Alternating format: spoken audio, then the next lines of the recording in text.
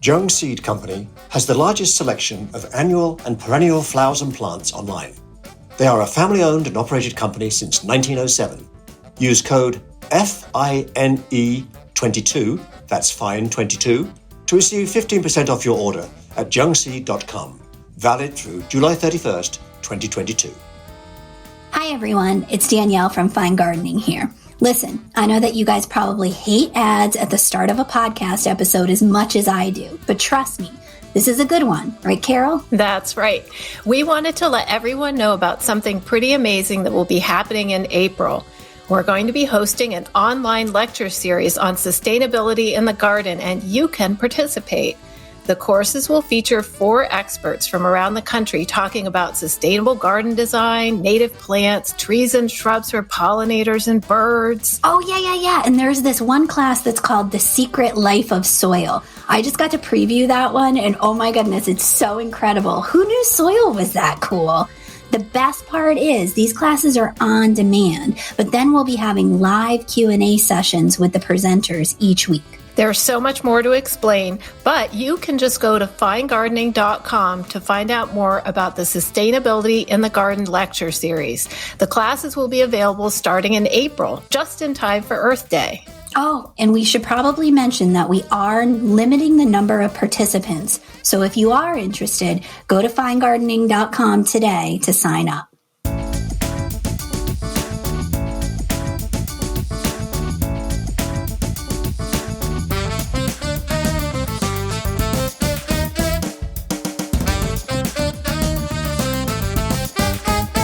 Hello and welcome to another episode of Let's Argue About Plants, the podcast for people who love plants, just not always the same ones. I'm Carol Collins. I'm the associate editor of Fine Gardening magazine. And I'm Danielle Sherry, and I'm the executive editor. I mean, you guys know us by now, right? You must know us by now. Come on now. Today, we're very excited because, you know what, we're in a spring mindset. It may not exactly feel like spring outside here in New England yet, but we are in a spring mindset and we are talking notable spring native plants. Very exciting. Carol, I feel like this is right in your wheelhouse. You are a native plant aficionado over there. Are you very excited about this topic? I'm very excited, almost as excited as I am to see the first ones coming out in the spring, the first native plants coming out in the spring. But I noticed something. I was looking at our 2 plant list just before the show, and I think you sort of hit a lot of early spring, and I'm getting into more of the later spring. So I think that's probably a good thing. Good, because I didn't dip back in. So I'm going to be completely surprised by your plant list today. I did not dip back in to see what you had put on the list. So I am excited. You know, what was difficult for me was finding a good native range because, you know, that's hard. When we start doing, you know, both of us live in New England, we garden in New England. So it was a little difficult for me of, oh yeah, I want to talk about this plant, but guess what? It's native to Connecticut and parts of Vermont, you know? So I didn't want to be that narrow in the plants that I picked. So for the most part, I tried to hit on plants that were, at least if you divided the country in half, that on the eastern half of the country, I picked that native range. I think I've got one that's into Texas too. What about you? I'm afraid I'm very Eastern centric as well, but these are things that I think might grow in parts of the West. But yeah, I'm just not familiar with what they have for spring natives in the West, and I would love to learn more. Yes, absolutely. You know, you guys send us emails, you know, comment on Instagram, send Fine Gardening some info because we'd love to know, what do you guys like for spring plants, especially in a different section of the world here. Yes, I agree though. I believe I'm looking through my list here. I think most of the plants at all except for maybe one would do pretty decent in other parts of the world too, or of the country. So that's exciting. Well, kick me off with what you've got going on first for your first plant. Okay, so this is one of my favorites and for 3-season interest, but it is a great spring plant.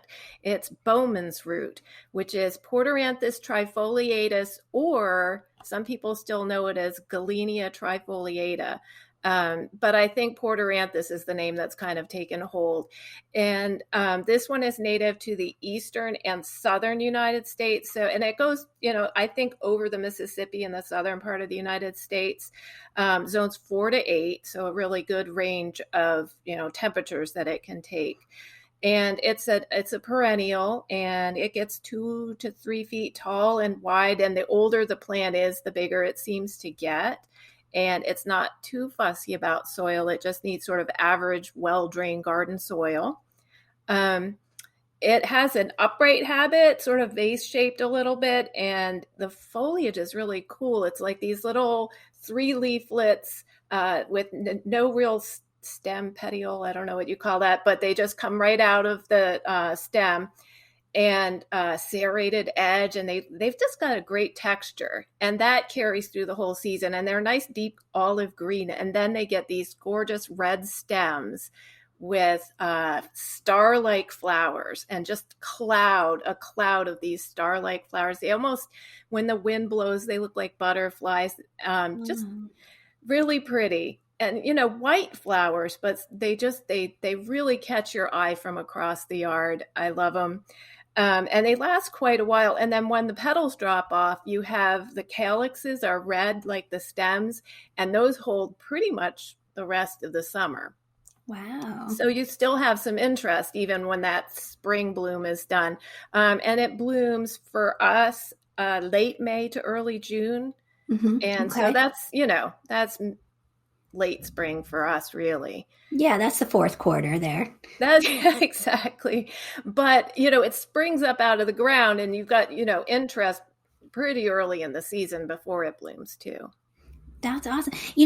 I'm in this frame of mind because of our sustainability lecture series that's coming up in April. By the way, if you guys haven't signed up yet, make sure you hop on and sign up for our new lecture series, our sustainability lecture series. We'll be talking about a lot of different native plants, and we have some pretty amazing speakers and experts from around the country. Go to finegardening.com for that. But this was an inadvertent plug because we've been talking with Paniotti, who is doing native replacements for common plants. That's a theme for his lecture series talk that he's giving. And when you were talking about this plant, your Bowman's root, I was thinking, oh, that is a great native alternative to Gora, which for me is just such a throwaway perennial. It's got those little star white flowers with red stems, and they kind of float above the plant. Blooms a little bit later, but it's not reliably hardy around here. Definitely not. But it kind of seems like that would be, and they were almost in the, Gora's a little bit smaller, but I was thinking, that would be maybe a good replacement for that plant. And I think there are smaller cultivars of Bowman's root too. Like I think that Pink Profusion is maybe smaller. I haven't looked up the size of it, but I did plant 3 of them last year, and they seem to be significantly shorter and more compact than the straight species, which I have been growing. Oh, that's awesome. Tell me again, name.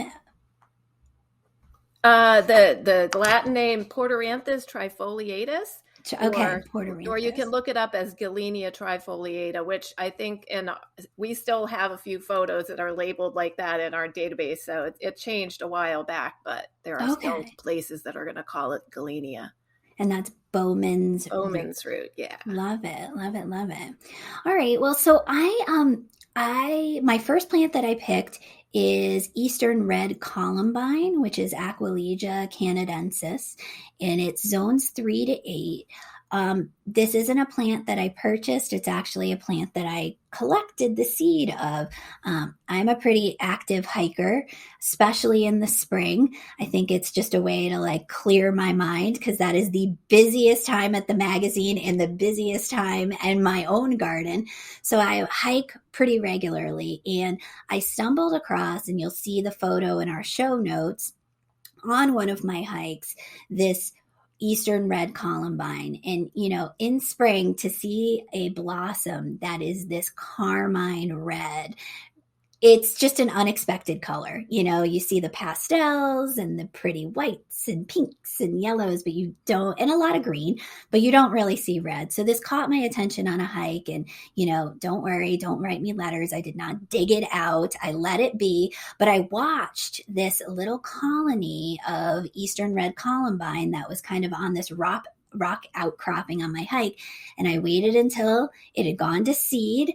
And then I went over and I collected some of the seed, which was later on in the spring. This was probably, I want to say, mid-March, maybe into April that I had spotted it when it was blooming, and scattered the seed and actually got some really beautiful Eastern red columbines that came up into my garden, into kind of the dappled shade area of my garden a couple years ago.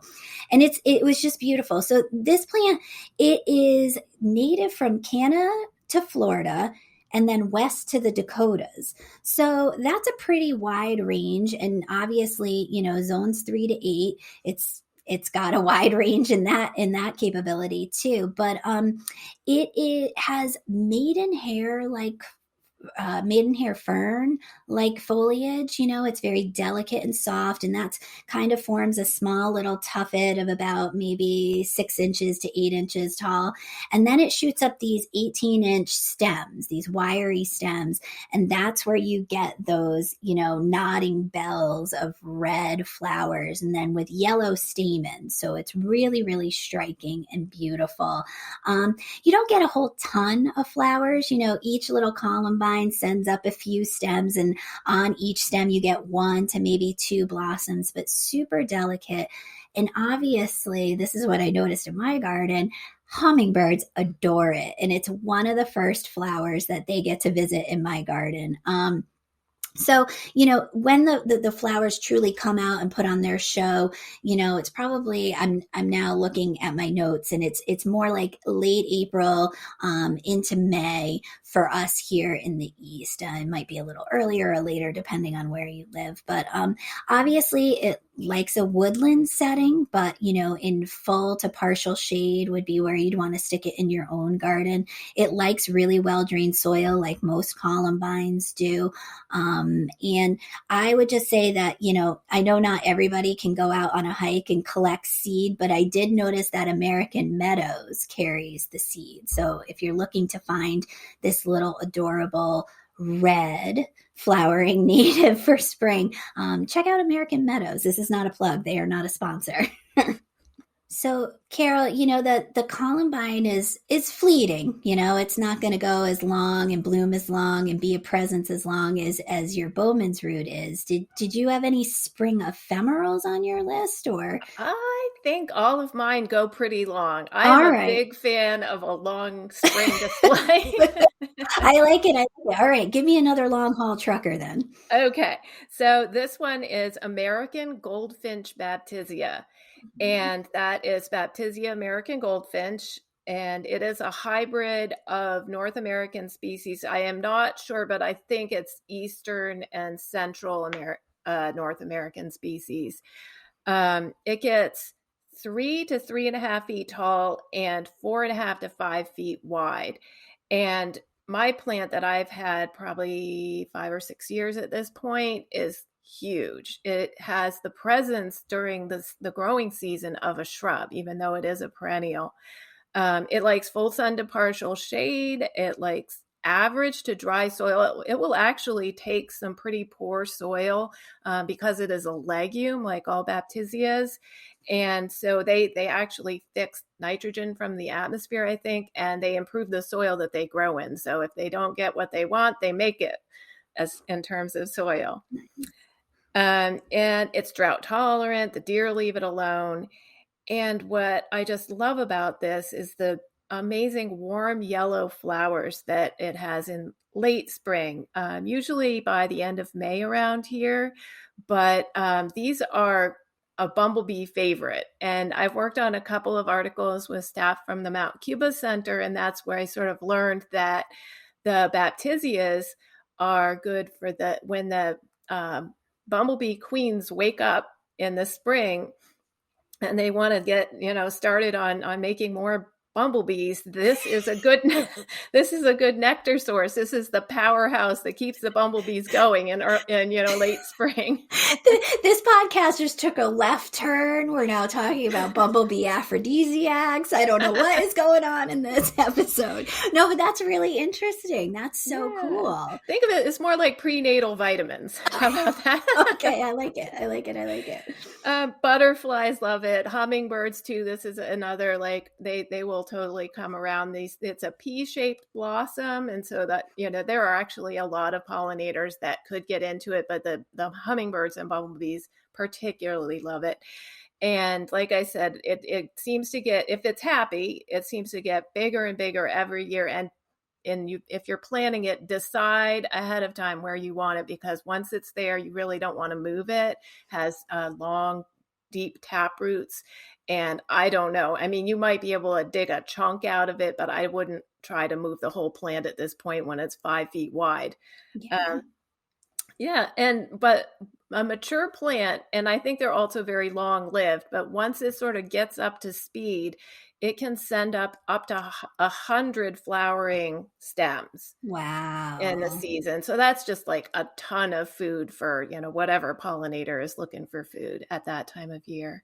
Absolutely. And like candles of blossoms too, just beautiful. And that goldfinch is really a nice, crisp yellow color. It really is. It's not one of those washed out cornmeal kind of color yellows. I feel like I saw this featured in the magazine in some way, shape, or form. I don't know what article it was, but I can recall the name now and thinking, oh, that's a really attractive baptisia. Well, all right. So I'm going to do a spring ephemeral now. And I just feel like we can't do a spring natives show without mentioning some species of native lady slipper. So I went with the pink lady slipper, which is Cypripedium accal. It's zones 2 to 9. It's in the orchid family. So basically, if you're not familiar with lady slippers, they basically look like these ground orchids that are just beautiful. You get 2 kind of long tongue-like green, kind of stiff leaves, and out of that shoots this, maybe 6 to 8 inch tall stem that's red. And then on the end, you get this pink balloon-like flower with a red kind of burgundy calyx to it. Some people think that pink balloon thing looks like slippers. I don't know. I don't get it. I don't see it. I think I lack that, that filter to be able to see it looking like, to me, it looks like a hot air balloon, honestly. So pink lady slipper. Now there's a bunch of lady slippers that are native to different areas of the country. I think that there's about 7 native species. So I'm just picking one that I'm super familiar with. So the pink lady slipper, which is Cypripedium accal, is native from Canada to Georgia and then west to Tennessee. So basically the eastern half of North America, a little bit less. It enjoys a woodland type environment where, it's in the leaf litter. It does not mind being at the feet of conifers. It actually prefers that the conifer leaf litter to kind of populate. Full shade to partial shade, well-drained soil, and it has this really interesting symbiotic relationship to a particular fungi found in certain types of soils. So it initially, to get started and really make its claim in a specific area, needs to have that fungi already present in the soil, and then over time it creates that fungus on its own, so it becomes this kind of symbiosis relationship. So I thought that was pretty interesting, but that also explains why they are horribly difficult to get established in a garden setting. They really prefer, the native woodland wild areas that they, choose by sheer luck on their own. But I thought it was worth mentioning, particularly because perhaps you won't be able to grow, find, or successfully, integrate pink lady slipper into your garden. But there are plenty of other ones like Cypripedium kentuckiense and Cypripedium parviflorum, which are also Native American species that are extremely easy to transplant and look very, very similar, have that same orchid-like appearance, take the same shade, partial shade conditions, and those are more readily found for sale and for transplant than the pink lady slipper. But I had to go with the one that I knew the best, and then kind of give an offshoot. I also know, Carol, you and I are both big fans, or were big fans of a nursery, right, up in Vermont that specialized in lady slippers. Yes, I had one from Katie's Falls Nursery, and I wasn't good to it. I moved it too many times, and it passed away. Aww. And I think maybe it was the thing with the fungus. I had it going in Vermont when I was 10 minutes away from Katie's Falls Nursery, and that was my place. And I bought it right from Layla, and she told me what to do to get it established. And then when I had to move it, she also told me how to move it. And yeah, it lasted a while, but I think it was too dry and too hot down here. And it did not take off. So that was the showy lady slipper, Cypripedium reginae, I think. Yeah. Yeah, they're beautiful. I feel like they're one of those, wish list plants. They're one of those. Oh, I just would like one. And if you really want to drool, Katie's Falls has since closed operations, but Plant Delights Nursery has plenty of drool-worthy lady slippers. If you really want to look at some gorgeous beauties, just don't look at the price tag. That's it. All right. So, all right. I feel bad for the people because I mentioned this plant that really is hard to find, hard to establish. So, Carol, save them. Give us something better than what I just did. Okay. Well, I have May Breeze Woodland Phlox. That's Phlox divaricata May Breeze. And it is hardy from zones 4 to 8.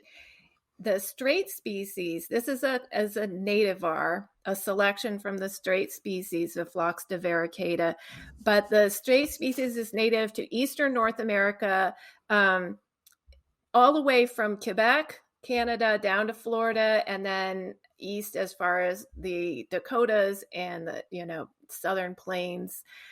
And so that's a pretty big native range. That makes me think you could grow this one almost anywhere.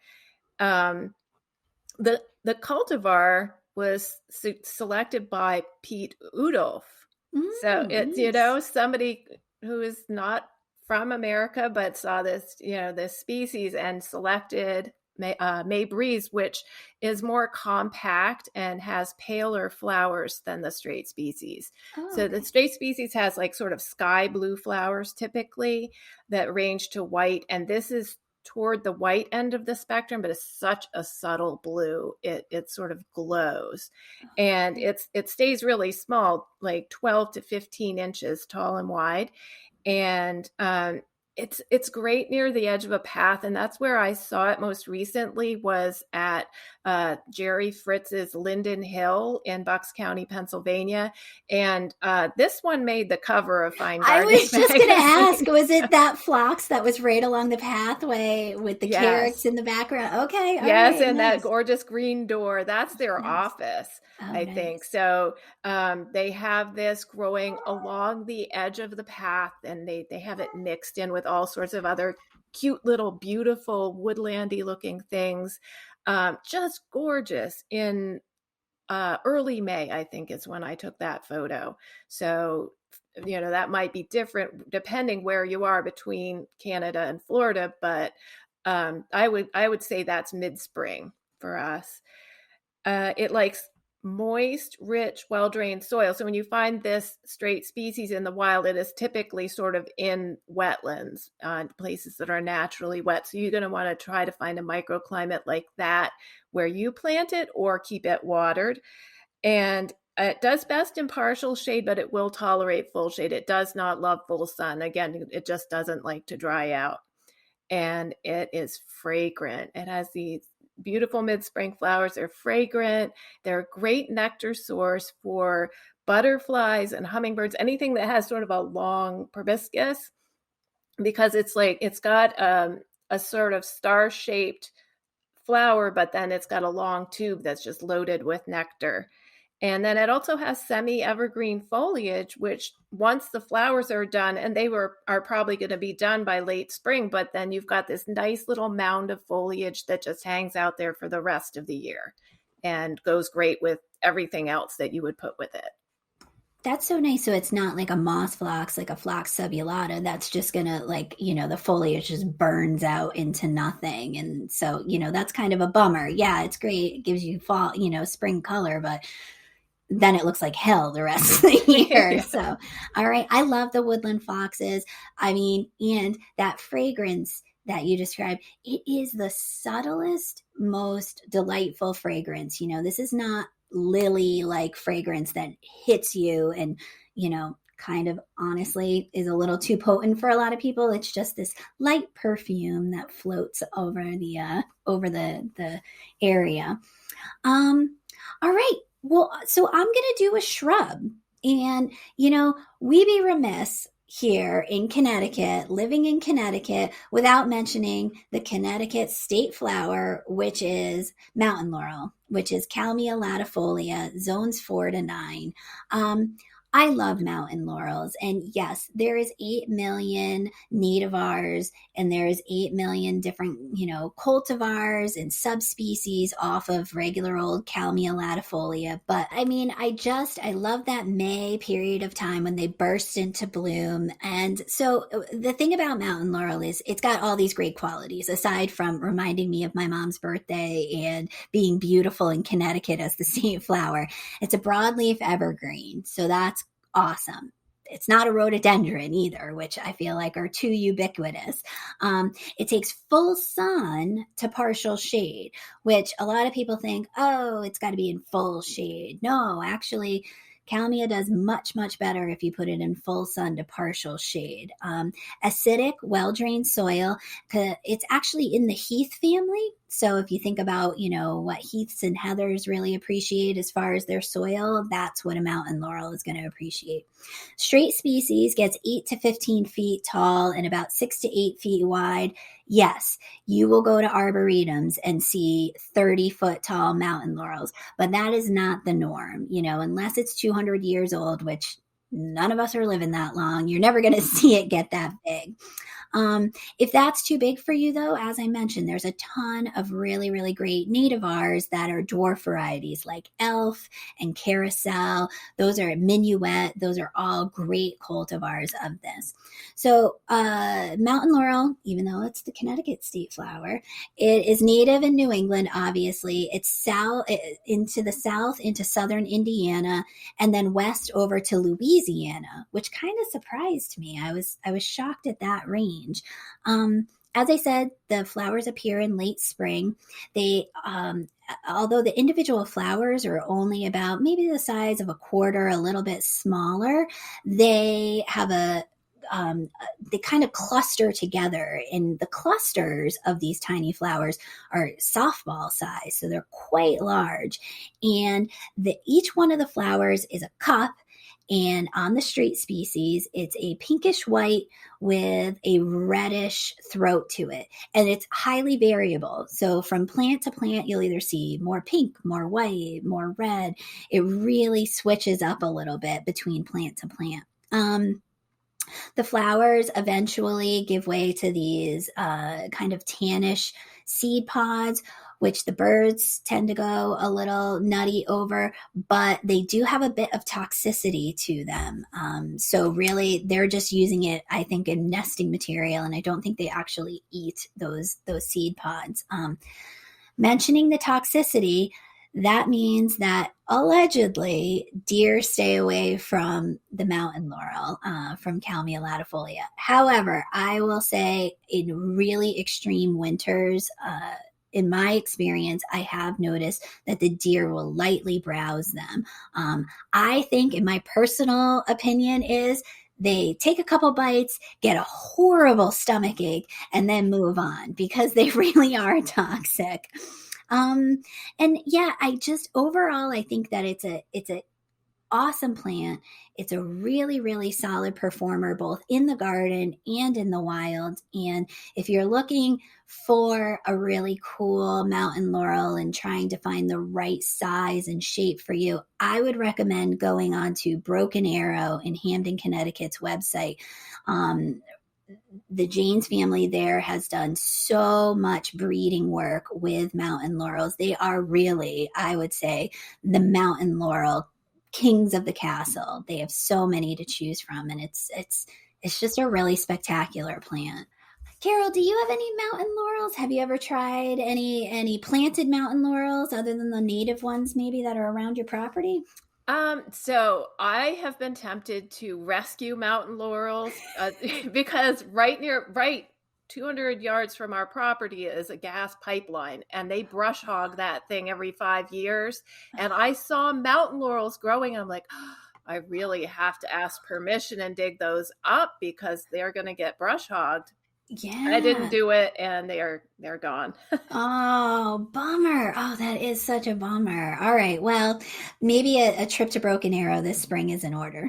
That is a good idea. Much easier, to be honest. It's true. It's true. So what is your last plant, Miss Collins? So my last plant, I decided I'm kind of a perennial person, but I decided I should include a woody. Oh, nice. So yeah, so this one is Henry's Garnet Virginia Sweet Spire. Wow. Itea virginica Henry's Garnet, and that is hardy from zones 5 to 9. The straight species is native to the southeastern United States, but it grows just great up here. And it's the reason I like the selection is because of the size. It gets 3 to 5 feet tall and wide, so it stays more compact than the straight species, which can grow 8 feet tall and wide or more, depending if it's happy. So most of us, I mean, we have limited space. And so I thought, well, if I'm going to plant this species, this is a great selection because despite having a smaller size, it still has a really heavy spring flower display. It likes full sun, partial shade, and moist, humusy soil. This is another one I've seen at various places, but this is another one they had at Linden Hill in Bucks County. And so it was next to water. I think it really loves to have its wet feet if it can get it. But it is pretty adaptable, I've read, to a range of soil conditions, and especially clay. If you have clay and you're looking for a shrub that will be okay, I think this one would work for you. It has a tendency to sucker, and some people love that because it's like, yay, free plants, and other people are like, I just don't need this kind of maintenance, right? Because it can make a colony that gets quite wide, even if it doesn't get too tall. But the real selling point for this one are the mid to late spring flowers, which are white bottle brush spikes. They get 4 to 6 inches long. They get so long, they kind of droop, and they're on these, drooping, sort of beautifully, gracefully drooping branches. And it is a butterfly favorite. And it has beautiful glossy green leaves. So, even after that flower display fades, again, it's just like a nice solid shrub that will hold its space in the landscape, goes great with everything else that's around it. And then the foliage turns red to purple in autumn and persists well into the winter. So it will hold those leaves for quite a while. And so it's 3+ seasons of interest, but it starts with a great spring show. Definitely. I feel like very underrated fall plant too, because that fall color is, it rivals a sugar maple, man. It lights up, turns that dark burgundy orange colors to it. And it really, it's normally that's the last line of the plant description. And it's, because it's a great flower show, but that fall color is pretty awesome. I think it might be the reason for the name Henry's Garnet, right? Because the flowers are not red, but Yeah. that fall color. So that's a good way to remember it. Yeah. So Henry's Garnet Sweet Spire. Yes, and Itea virginica. Lovely, lovely, lovely. Yes, I've grown that plant, and it is lovely. There's not much that goes wrong with that. And one of those, I won't say rare natives, but one of those natives who truly can be considered a 4-season plant, because that suckering habit, it creates quite a thicket of branches too, which I would assume would be great shelter for, songbirds during the winter time. I always had a nest that you would see once the leaves finally dropped. You would see that each year somebody would make a nest in that thicket of branches. So yeah, that was a good one. Way to end on a high note. All right, I'm going to throw in a native edible because I just love this plant.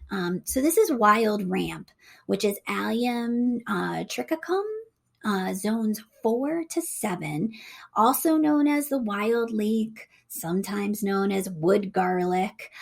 Partial to full shade, humus rich, medium to dry soil, super cool native ephemeral. And it is, I would rather make pesto out of wild ramps at this point than basil. I think it's the most delicious pesto you'll ever make. The native range of wild ramps is the eastern half of North America, parts of northern Texas even, and west to Minnesota. So that's a huge range. This is a really attractive little plant too. It's usually, I guess around here, you'll see it in May, late April, early May, and it emerges out of the ground as a almost fully formed green spade-like 8-inch tall leaf that kind of makes, kind of a clump of a tuffet of greenery. The stems are red. If you were to dig down underneath, you would notice, all right, yes, I get it, leek allium family. It has a white bulbous end to it. It is just absolutely delicious. It's just a delicious edible. Ephemeral. So by the time, the real heat of, June, July, depending on where you live, this guy disappears. It's a really lovely little understory plant. So, I read online, my area, I kind of have it on the edge of my garden, woodland transitional area. But a lot of people talked about throwing this into their shade gardens. I was reading online because it's just a really nice way to add a flash of green before the hostas really emerge or before, the ajuga really gets going, that sort of thing. And mixes and mingles, one woman said, really nicely with epimediums. And I thought, oh, that's really cool. Talk about a deer-proof ground cover, right? You throw native wild leeks or wild ramps and epimedium together. The deer aren't touching those. They are on the native list of conservation. It is a plant that has been over foraged, basically, and is also facing pressures because of development. So this is the confessional time of I say, I noticed a patch of this in an area that I knew was slotted for a housing development to go up down the road. So I may or may not, plausible deniability, have gone in and taken a spadeful or two of these wild ramps and relocated them to a very similar situation in my property. I will call it rescuing. I may or may not have done that. And yeah, a year later, that is a housing development with not a ramp in sight. So I figured I may or may not have done the right thing. But over the years, it will colonize and create quite a nice little patch, very, very well behaved. If you want an idea of what it looks like, it really does look like lily of the valley, but isn't nearly as aggressive. But the look is very, very similar. However, if you're looking for it and you don't have a housing development that's going up that you can go and maybe relocate a patch. Prairie Moon Nursery does sell bare root plants and also the seeds, but that comes with a caveat. If you buy the bare roots, think of it like asparagus. You plant it, and then you probably need 2 to 3 years before you have a harvestable ramp population in your garden. If you plant the seeds, you're going to have to be a little more patient because it takes almost 7 years till you get to a harvestable ramp population. So I would say buy the bare roots. Buy the bare roots and skip, think of it as asparagus. But this is, I can't get over what a delightful little plant it is and how delicious it tastes. It is just a very unique flavor that is a mild garlic meets an onion flavor and is delicious in all sorts of culinary pursuits. And it looks really cool too. How do you feel about ramps, Carol? Do you have ramps on your property? I feel like your area with that creek area that you almost have the ideal conditions for them.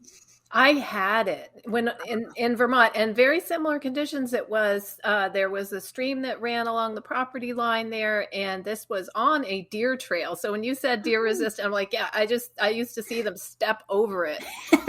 They leave it alone, and I should have rescued some, but I was like, no, this is native to here. I'm not going to move it. So I should have though. Because I don't think the people that came after even knew it was there. Well, hey, Prairie Moon Nursery. There you go. That's what I should do. All right. And now, because everything sounds better with a British accent, here's Peter to talk about things he loves in spring. By now, I think you all know that I'm a proficient, if not particularly avid gardener, and I do enjoy seeing the native swamp azaleas burst into bloom each spring. That's rhododendron viscosum, for those of you taking notes. But I must say there are so many things that I enjoy more than native plants when spring finally arrives in dreary New England, like being able to access my mailbox at the end of the driveway without having to dig through a snowbank first. That is a joy I can barely describe. And birdsong, my goodness, do I love hearing the chickadees chirp out their name in that familiar cadence. Chickadee-dee-dee. It's almost as delightful as watching the tiny wrens work overtime to build their nests in anticipation of offspring. Their frenetic pace is fascinating. I often find myself staring out the window for hours, watching the grand structure of twigs and moss take shape. Speaking of windows, you know one of my greatest joys of spring? Opening the windows daily to air out the house. When the warm breeze blows through my office upstairs, it's admittedly hard to concentrate on editing the latest fine woodworking project guide. Oh, what about the food? When the farmer's market reconvenes and the tables there are filled with every colour lettuce imaginable, I just about lose myself. So yes, I do enjoy all that spring native plants have to offer, but I'm not sure they can hold a candle to the aforementioned other delights. But of course, that's just my humble opinion. Well, Carol, that absolutely had nothing to do with plants whatsoever. I'm not sure. Peter, I think Peter's losing it or something. I don't know. I think Peter's okay.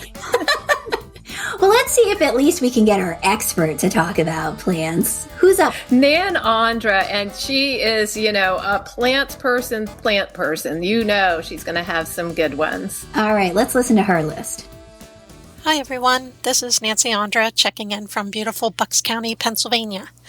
It's still definitely winter here, but things are going to start growing again in just a month or so. My first pick for a spring native is one of the first deciduous shrubs to bloom around here, Lindera benzoin, commonly called northern spicebush or simply spicebush. It's a common sight in eastern U.S. woodlands where it creates sort of a yellowish haze from late March or so to about mid-April, around the same time as forsythia, but it has so much more to offer. In moderate to heavy shade, spicebush tends to be sort of open and airy, but if you bring it into a sunny landscape, the flower display is much more dense, on plants typically reaching about 6 to 9 feet tall and wide. After spicebush flowers, on the female plants, you get glossy green fruits developing through the summer, and then around early September, then they turn bright red. They're showy for several weeks, particularly as the yellow fall color develops on the leaves, but then they tend to disappear quickly sometimes just in an hour or so, as migrating birds descend on them to feast on the energy-rich fruits. If you pick one of the fruits and when they're really ripe and rub them in your fingers, you can feel the oily content and release the wonderful spicy smell that gives Spicebush its name. The leaves and twigs are fragrant too if you rub or crush them, but to me the fruits are the best. As far as wildlife value beyond the birds, spring flowers are valuable for early emerging pollinators like solitary bees. And through the summer, Spicebush is a host plant for several butterflies and moths, including the very cool-looking larva of Spicebush swallowtail butterfly and the amazing big, beautiful Promethea moth, which is also known as Spicebush silk moth. In the landscape, a spicebush is very adaptable, growing pretty much anywhere from full sun to full shade. And it's not particular as to soil. It can take wet conditions or dry, but it usually prefers sites that are on the moist side, particularly where it gets more sun. And USDA hardiness zone range is usually 4 to 9. One thing you need to keep in mind is that Spicebush has separate male and female plants, and the males are a bit showier in bloom, but if you want the fruit, of course, you have to have the females too. So you'll want to plant several of them, which is not a hardship when you consider the many terrific features it has to offer. My second pick for a favorite spring native is an herbaceous perennial by the name of Zizia aurea, commonly called golden Alexander, though I prefer the other common names, golden Zizia or simply Zizia, because, well, it's just fun to say Zizia. This eastern U.S. native is both pretty and adaptable, adding bright spring color to many different sites, from woodlands to meadows to stream banks and, of course, gardens. The bright green leaves emerge around early April here in southeastern Pennsylvania, with the flowering stems rising over the next week or two, and then the plants start to color up in mid to late April here. They can reach anywhere from 1 to 3 feet tall, depending on the growing conditions. And the flowering stems carry bright yellow blooms that are tightly packed into flat-headed umbels. Golden Alexander is usually at its peak through May, late spring, and in the garden or naturalistic border, it looks terrific with blues and purples like Camasias and Baptisias if you want to stick with natives, or with maybe forget-me-nots or a juga. And it's outstanding with the red and yellow flowers of Aquilegia canadensis, because the yellow golden Alexander flowers echo the yellow in the wild columbine flowers. Like many other plants with umbels, golden Alexanders are absolute magnets for pollinators, including syrphid flies and many kinds of bees. And it's also a host plant for the larvae of the black swallowtail butterfly. The larvae can eat the plants right to the ground pretty quick. So if they're on seedlings, you probably want to gently relocate them onto other host plants. But if the plants are already established, it's absolutely not a problem. The plants will just bounce right back. In fact, I tend to cut the plants completely back to the ground when they're done flowering anyway. One, to get a flush of new leaves to look fresh for the summertime, and also to prevent self-sowing, which the plants will do enthusiastically if you don't remove the seed heads. Figure on giving golden Alexanders full sun to partial shade for best flowering, and average to moist soil is ideal, but they can adapt to quite dry conditions once they get established, especially if they're in some shade. Hardiness zone range on this one is usually 3 to 8. And last, in honor of Fine Gardening Associate Editor Carol Collins, my third spring native is Collinsia verna, commonly known as Blue-Eyed Mary for its dainty blue and white flowers. It reaches just about a foot tall at full size, and the branching plants start flowering here, at least in mid to late April, usually finishing up around the end of May, so figure mid to late spring. It's just a sweet little thing for spring color in, say, a woodland garden or under deciduous trees and shrubs in a landscape setting. Blue-eyed Mary looks great in large drifts on its own, which is how it tends to grow in nature if you're lucky enough to see it in its natural setting. Or you can use it around the base of upright plants like Solomon seal or ostrich ferns, say in a garden. Like my other picks, Blue-eyed Mary is native to the eastern half of the U.S., though it's not particularly common anywhere, and it can be a little challenging to find the seeds if you actually want to grow it. It's what's known as a winter annual, meaning that it sprouts in the fall and then overwinters as small seedlings. Then when early spring comes, it jumps into growth, flowers in mid to late spring, and then drops its seeds in early summer. So that makes summer the time to acquire and sow the seeds to get the flowers next year. Once you get it to bloom, Blue-eyed Mary can self-sow freely and act, kind of like a perennial, coming back year after year, at least for a while. But you need to keep its life cycle in mind and don't do like a lot of raking or weeding in the fall, or use a lot of mulch in fall or spring, or you might either pull out or smother the seedlings. What I like to do is keep a little patch of it in an out-of-the-way spot, and then when the seedlings come up in October, then I transplant them when they're, about a half an inch tall, either then or maybe wait till early spring. And that's a good way to make sure you always have plants to either thicken up an existing patch or to share or to start a new patch, or even, pop a few in a pot if you want to pass some along. Site-wise, figure on partial to full shade and soil that's on the moist side. Since Blue-eyed Mary is an annual, you can grow it pretty much anywhere. Its native range is all the way up into Canada, so winter cold isn't a problem. Blue-eyed Mary provides pollen and nectar for a variety of bees, including the honeybees, bumblebees, and mason bees. But even if it didn't have any practical value in that department, it's worth growing just because it's so charming. Don't forget to look for seed sources this summer if you want to give it a try. Oh my goodness, how have I been gardening this long and not known that there is a plant called Collinsia? I guess I'm going to have to get it. I can't even say it, so I definitely need to get it, and then I need to learn how to say it. I'm not even going to try.